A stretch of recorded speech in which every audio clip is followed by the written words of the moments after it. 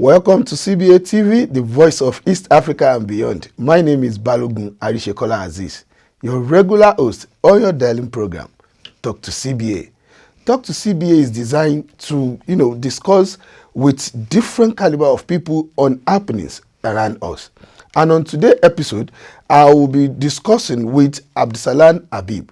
Abdisalan Habib is a teacher, an author, and a humanitarian activist who based in Somalia. On this program today, we'll be discussing extensively on educational system in Somalia and also happenings in a particular district, which is Wajid district, which situated in Bakor region of Somalia. Welcome to the show.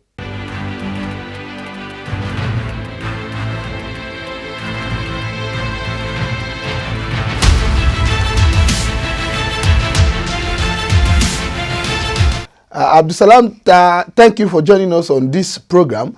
I want you to tell our viewers at home brief history about yourself so that my viewers will know the type of person I'm dealing with on the program today. Yeah, very good. Thank you very much, Mr. Balogun Aziz, for the interview that you are having with me. And also, I thank to CBA team for working for the people who are living in Horn of Africa, East Africa. Thank you for the broadcasting service that you are delivering for the East African people. Second, my name is Abdisalan. Let me give an introduction to the viewers. I am called Abdisalan. My full name is Abdisalan Mohamud Habib. I'm from Somalia. I am a high school teacher and humanitarian activist born in Mogadishu. For the past 3 to 4 years, I've been a senior high school teacher, and also I worked with different humanitarian agencies in Mogadishu. So it pleases me, to attend this, debate and talk to CBA. And I thank you very much for this. That's, I think, a short, brief, biography of myself.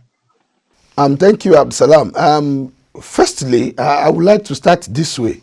We all know that education is the best legacy for every children. And when you are talking, you made my viewers to understand that you are a teacher. I want you to, tell us what is the situation of Somali education. I mean, the education situation in Somalia, especially for the young children of Somalia. Thank you very much, Asa. When we are talking about the education in Somalia, as you know, in general, when we are talking about the education is a fundamental right according to UNESCO, and every person in the world has the right to learn something. If I come to Somalia, Somalia, we have to divide it. When we are talking about the education system of Somalia, we have to divide because, we have to divide it into 3 parties. A time that, there was no governance in the country, and also the time before the colonial period, and also in the colonial period, and also after the independence, and another time which becomes, after, the civil war broke out in the country. Let me start, from before the colonial period. The education of Somalia was quite, it was quite bad. A lot of people believed that, learning in schools have been quite, untakeable and unacceptable, because they believed that, learning in schools is quite, misleading the children. They believed that, every child has to learn only a Holy Quranic school. So when we are talking about before the colonial period, people did not used to believe going to schools. They believed a bad thing about that. But, in 1939, the first school has been opened in Sheikh in Somaliland. It was the first ever school that has been opened in the country. So that was the perception of the Somali people before the colonial period at the side of, education. When we come to after the independence in 1960, the education system of the country seemed quite recovering, and a lot of schools have been built. The education system has been set up. After that, in 1969, the regime of Siad Barre has made a lot of, developments at the side of, education. It was in 1972 to 4, the time when, the Somali script has been written. So the best time that the education of Somalia has made a development was at the era of Siad Barre after the civil war. That was the disaster that the education system has met with. After the civil war took place in the country in 1991, the Somali people, especially the Somali young children, could not receive education because there was no governance institution, there was no Ministry of Education. So, self-established scholars have opened schools for your young children, the young sons and daughters at that time. So self-established umbrellas like F-Pens, like SOF, and many others who have been established later have stood up for teaching, these Somali children. But when you see, we are talking about in general the challenges that the Somali education is facing at the moment, we can say that there is no inclusive education in the country.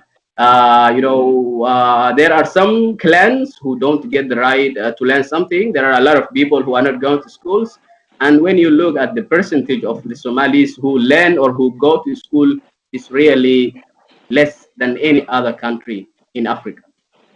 It's so unfortunate, coming from that background, because you actually, take us to a history lane of Somalia education. But now, based on what you said, the situation of education these days, or I mean presently, is not, encouraging. As a teacher and, an author, what do you think Somalia government can do to uplift the status of education in that country, especially these young kids are very key when it comes to education. What do you think government can do to assist them to get a very good and sound education?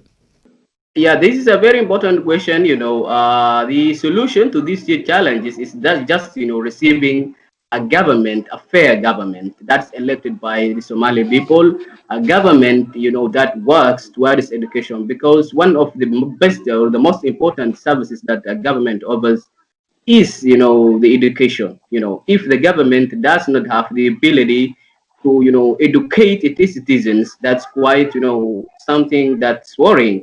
So the government has the biggest responsibility of offering this. Although our government is doing a lot to opening a lot of schools, we are now I urge the government to keep striving, opening schools and letting citizens to go to schools and learn something. That's very good suggestion, and I believe by the grace of God, government will take note of that. This will take me to another question. When you are telling us about yourself, you made us to understand that you are a writer, an author of many books, like you said. I just want you to tell my viewers at home what prompts you to choose writing as your own line in life, and also to tell us the number of books that you have been able to put together, like that you have published since you started this job of writing. This is a very important question. Becoming a writer as you are a young aged person is not something easy. I am a writer, yes, as you told. There is a story, behind me to be a writer. There is a story. If we have the time, I would like to mention this story. This story happened in Mogadishu, with me, and when I was, when I was in the last class of the secondary school. We have been, preparing at that time for the secondary final exams together with some of my friends. Me and my friend at that time were preparing, the exam as a group reading. Then a man came to us, an older man came to us by asking us, by saying, really, it's my pleasure to see young children, young Somali children who are learning something and, putting the efforts in learning something. Then he sat with us. He started telling us a lot of things about how our country used to be. He made us love our country. He told me a lot of things about the history of the country. He told me that this country once used to be the lion of Africa. He told us really a lot of things that I can't, conclude or, summarize in this interview. So when I've gone back to the home, I couldn't realize that I couldn't even sleep for the sake of, the love that I have for the country. I couldn't sleep. And then I said to myself, like those people exist. People who have a lot of things in their minds, but who are not writing something. For example, if that man, he's an, there is a Rama that, the African people say, Somalis are oral society. So, we just speak. So I want people to write something in order, the next generation to be benefitful of, of the knowledge that. So that was, the reason that prompted me to be a writer. Since then, I have written about 4 books. So that was the story that was behind. When you write something, that will be, a heritage for the next generation. But when you just speak, when you're just an oral person, it's quite, boring, and it's not good for the people. So that's why, which prompted me to be a writer. That's a very wonderful one, and thank you, Abdisalam, for giving us that details. And now on a very quick one, based on what you told me, and when I was checking, there is one of your book, I mean a particular one that you tagged Wajid is Suffering. That name actually catched my attention. I want to know, what do you mean by Wajid? We understand is a district in Somalia. Suffering, it's another thing else. Can you explore the content of this particular book with my viewers at home? Thank you, Aziz. As you said, there is, an article or a book that I have written to this district called Wajid. But let me briefly tell the story of Wajid. Wajid is one of the cities, most important cities in the country, and also it's an ancient town in Bakol region. It's about 100 kilometers to Hudur, which is the capital city of Bakol region. So Wajid is suffering when I say so. I have felt that there is a big problem in that district. Really, it's a district that its streets are blockaded by the warring sides, and that district is really suffering. There is educational problem. There are problems on the side of health. There are problems on the side of education. So in that book, or in that article, I have talked about a lot of things. You can understand a city where people live that has no streets, that has no any health facilities. There is, for example, when we are talking about the education, there are no schools in the city. There are no schools in the city. People are starving. They have no any place that they can get, food from. Only through airplane. You can understand, the cost of an airplane when something is being taken to, so this district is suffering. At the side of education, one of the most wonderful things that I found is, when I was, collecting the data about, that district, I have been told by one of the, people that I have interviewed, who is called Zakaria Ali Hassan, who is originally from that district. He told me that the children who are there do not get the education. He also told me that there are no forms. There is only one school in the district, and that school does not have chairs and forms together with blackboards. Students sit on the floor in order to study something. So, like those challenges exist. When we are talking about the health sector, of the district, it's suffering. There are no hospitals. So that's why, which prompted me to write something about the district. And I hope that the Somali government, together with any other administration, will help that district. Abdisalam, next we'll be discussing about the earths, because you made mention of people's earths in that part of Somalia. But before we do that, we'll go on a short break now. When we come back, we'll be talking, extensively about the earth system of Wajid district of Somalia. We'll be right back.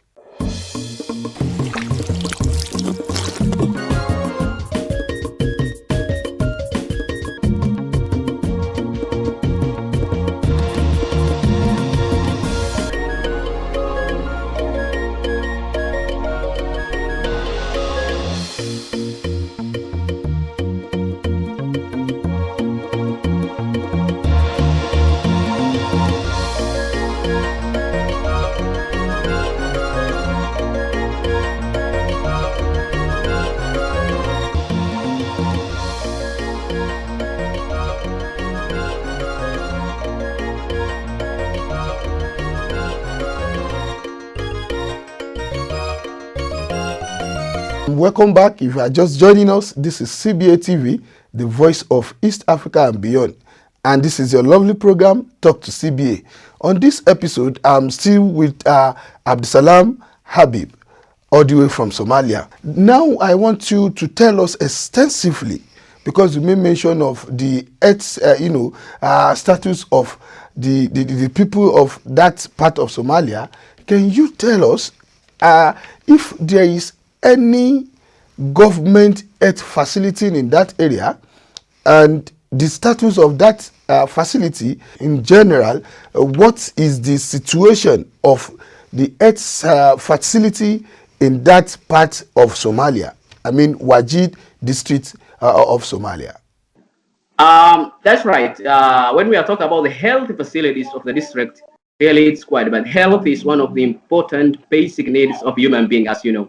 So if the person does not have health, he cannot, or he or she cannot reach any progress.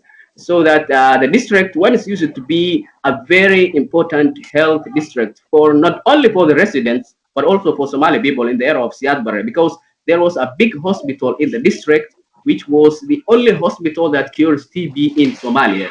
It's the TB hospital in Wajid.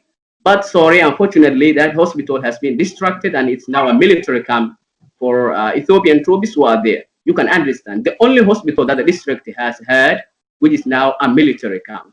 So there are no other hospitals. That hospital once used to be the only TB hospital in Somalia. So those problems exist.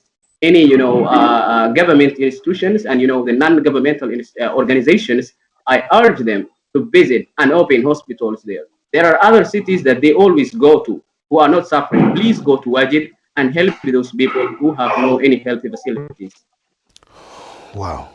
Actually, my mood, actually changed, because, when people are, deprived of what's supposed to be like basic things that they will get, is somehow. And now this will take me to a very barbaric event that took place in that region, recently, where a family of 8 people, a whole family of 8 people was massacred. What can you tell my viewers? Like, can you just, put light to what happened, how it happened, in that area where people were just killed like that? How did this happen? The problems that the district of Wajid is facing is not only the health and the education sector. There is a problem on the side of the security sector that exists in Wajid district. As you mentioned, a family consisting of 8 people have been attacked and massacred in the district just within this week. So this family have been attacked in a midnight. They have been attacked in a midnight by unknown gangs. They have killed all the people, all the family, which consisted of 8 people, all of them, and they have not been classified as women or children. There are some parts of the people who are called vulnerable societies. Women and children should be omitted, and it's forbidden for them to be killed. They have been killed and massacred, including women and young children. So this incident happened there. Now we still don't know the reason, but there is an investigation being done by government officials in order to know who was behind this attack, whether it was a clan-based one or whether it's a politically motivated one. So this is one of the challenges that Wajid is facing in terms of security. Wow, that's sad, my man. Actually, when unknown people just came in and kills a whole family like that, it's a very serious thing. But can you now let us know what that has happened aftermath of that massacre? What are the steps that government have put in place? What are the things the apparatus put in place to to find out why and who are these perpetrators, and to prevent such occurrence in the nearest future? That's a very important thing. First, the district does not have a strong security, sector, strong police forces. But the only responsibility lies on the federal government. I have been told by some people that there is a ministry, the Minister of Justice, who has visited there and who is waging an investigation on why and who and how things happen. They are being investigated according to some officials that I have spoken in the government. I've been told that Minister Chama, who is the Minister of Justice for the federal government of Somalia, is there to investigate. So let's see what comes out of that investigation. Actually, may their soul rest in peace. And Abdisalan, as an humanitarian activist, based in Somalia, which I believe you want to be voice for the voiceless, if you have opportunity to meet the president of Somalia, I mean the person of Abdullahi Farmajo, if you have grace of meeting him and you are to plead to him on behalf of the people of Wajir district, what will you tell the president? If I had received this chance to meet with the president, well, it's not easy to meet with the president of Formaggio, but if I had received this chance, or if he or other officials of the government can hear this interview that I have given to CBA, I call them, please. This is a responsibility that you have taken from these people when you were, campaigning for the election. Your people are suffering. Your citizens are suffering. Please try to do this for this district of Wajid. It's a suffering city. Dear President, this is a responsibility that you have taken to support the vulnerable people in Wajid district. So I call everyone in a loud voice, no matter whether they are in the government, no matter whether they are the non-governmental organizations, no matter whether they are, any other thing, even the world, agencies, international agencies. I call them, visit there, visit Wajid, and see what exists to make a difference in the challenge that the district is really facing. Wajid needs your support. Thank you. We really appreciate you so much for talking to CBA. And to my viewers at home, this is where we will be drawing the curtain of this program. I still remain your host, Balogun Arishekola Aziz, and you are watching CBA TV, the voice of East Africa and beyond. Until I come your way next time, same station, same time. Thank you for watching CBA. Bye for now.